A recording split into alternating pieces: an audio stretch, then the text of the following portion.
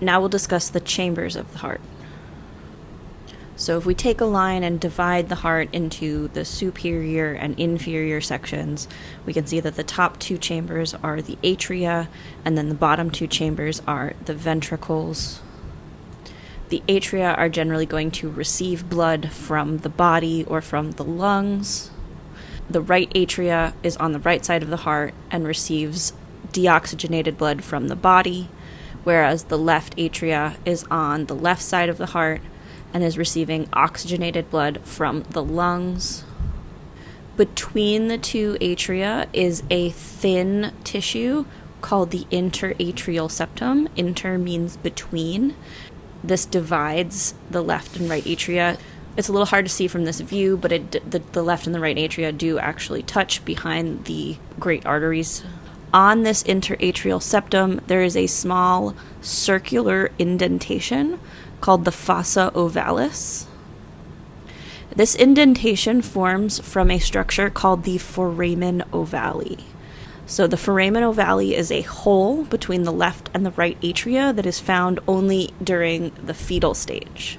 Once a baby is born, they take their first breath, and the pressure in the lungs causes the pulmonary circuit to actually become pressurized, and then this closes the hole between the left and the right atria. And then over time, it heals and becomes just an indentation that we call the fossa ovalis. An external structure of the atria is kind of a flap-looking structure that is called the auricle. This image calls it the appendage, which is the same as the auricle.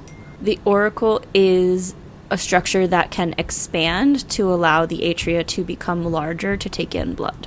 In this image, we can see that the atria is cut slightly differently, and so you can see on the backside of the flap that is opened, there are these ridged muscles called the pectineate ridges or the pectineate muscles.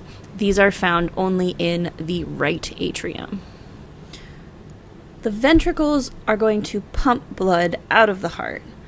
The right ventricle pumps the blood in the pulmonary circuit to the lungs, and the left ventricle pumps the blood in the systemic circuit to the rest of the body.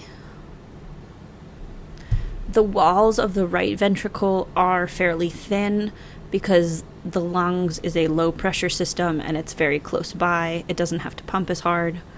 Whereas the walls of the left ventricle are quite thick and muscular because it's pushing blood against a lot of pressure all the way to the rest of the body.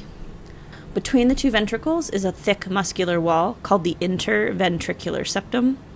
On the inferior end of each of the ventricles, you can see a series of kind of irregular ridges. These are called trabeculae carni.